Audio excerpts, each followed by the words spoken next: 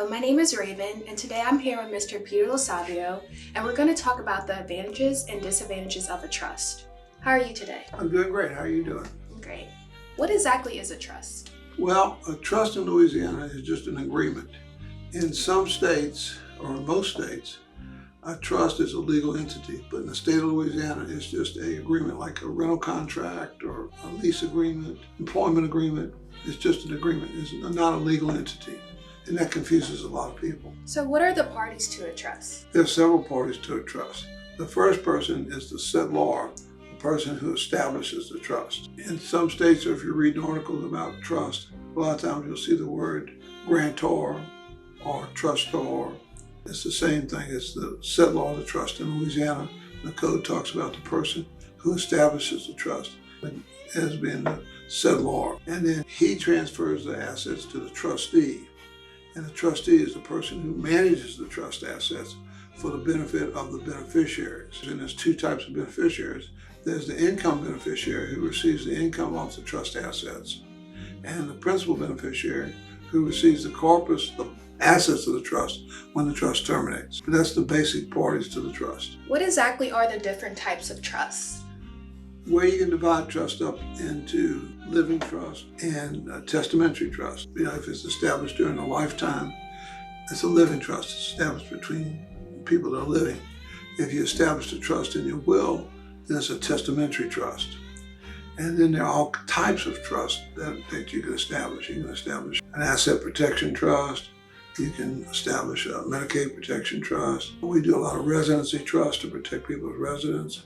Investment trust. We do special needs trust for people who have disabilities, such that what's in the trust will not disqualify them from government benefits. We do charitable trust. We do dynasty trust for people who want to preserve their wealth for generations. But the basic division is between living trust and testamentary trust.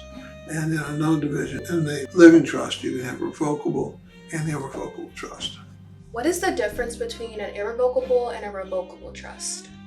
Well, that's exactly what the words sound like. Revocable trust means that you can revoke the trust and get all the assets out of the trust. And irrevocable means that you cannot terminate the trust or revoke the trust. It's not exactly as it sounds, because even with a irrevocable trust, you can structure the trust such that you have certain powers to amend or modify or get the assets out of the trust. So when we do an irrevocable trust, we build a flexibility in there that gives you some of the powers and direct control over the assets that you would get with a revocable trust. What are the disadvantages and advantages of an irrevocable and revocable trust?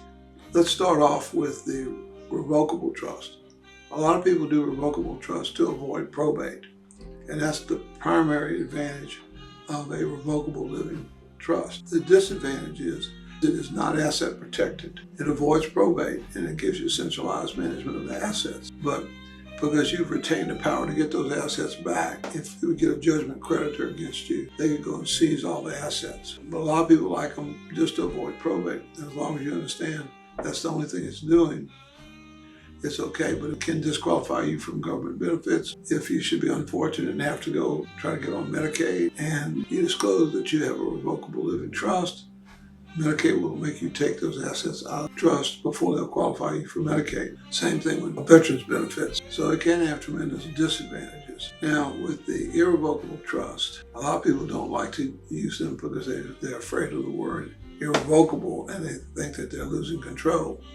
But we draft our irrevocable trust such that you maintain control over the assets indirectly. So even though you've appointed a trustee, we give you the power to revoke the trustee and appoint another trustee. So you always have control, the person who's controlling the assets.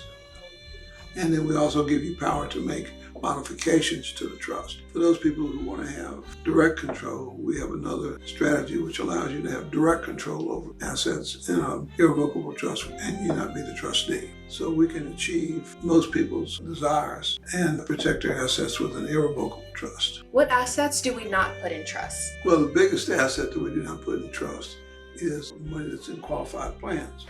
And the reason for that is we would have to take it out of the, say if it's in an IRA, we would have to take the assets out of the IRA to be able to put them into the trust.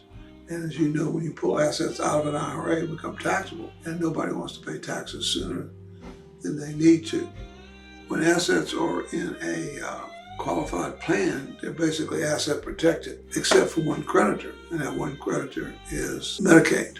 You know, if you have to go into a nursing home, they're going to look at all the assets that you have, including assets in a individual retirement account or 401k, and make you spend that down to the Medicaid limits. So it's not protected from the government spend down, which is a big disadvantage. We have other strategies to protect assets that are in qualified plans, and we don't do that because we don't know who's going into the nursing home. Like if it's a husband and wife, we don't know if the husband's going to go or the wife is going to go. But whatever one goes in, it doesn't make a difference who owns the individual retirement account or 401k. We have strategies to protect the assets that are in a 401k or IRA from the Medicaid spend down. Trust taxation. Explain that one to me. Trusts are a tax-paying entity. So if the income is retained by the trust, then the trust pays taxes on that income at the highest rates. So we generally structure our trust such they don't pay taxes, and we make them tax neutral. But if you don't have the proper structure in a trust, then you can end up paying higher taxes.